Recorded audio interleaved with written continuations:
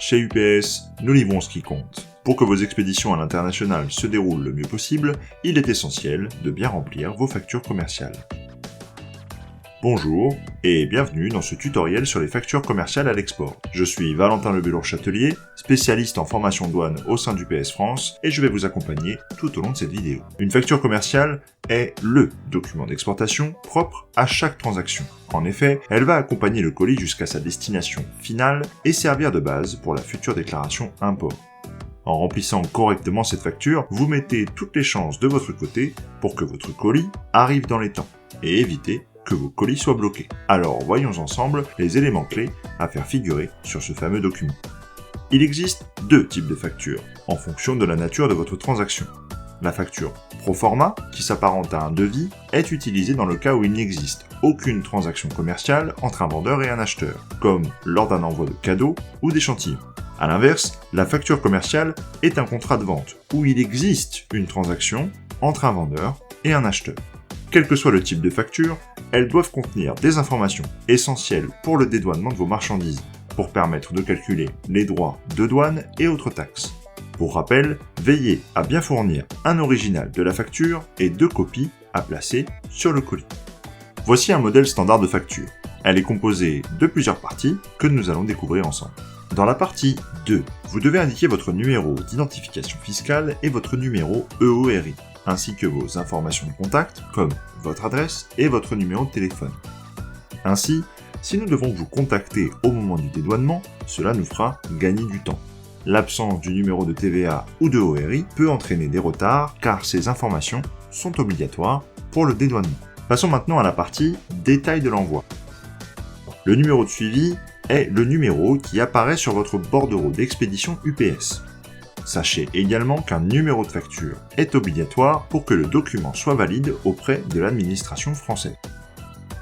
La date mentionnée ici est celle de la transaction commerciale et non celle à laquelle vous avez remis le colis à UPS.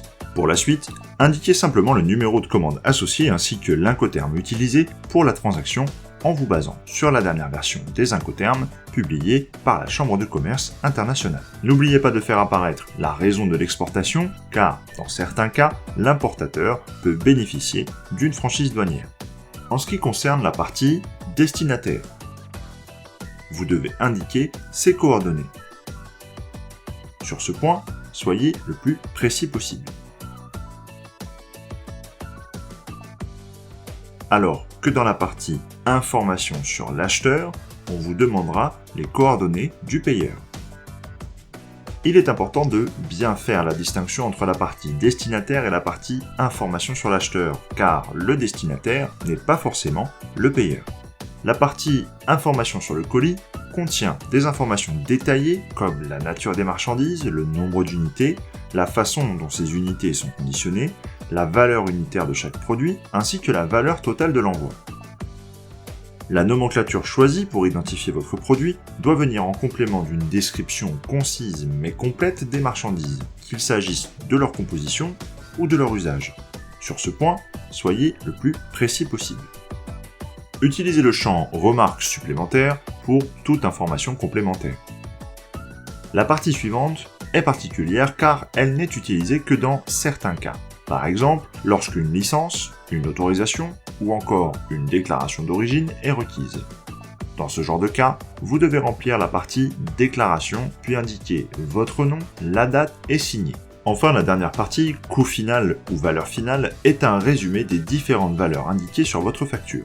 Ici, il vous sera demandé de rappeler les montants, d'y faire figurer d'éventuelles remises et de bien identifier la part du fret grâce à des lignes de sous-totaux qui aideront le déclarant à utiliser la bonne valeur en douane lors de la déclaration.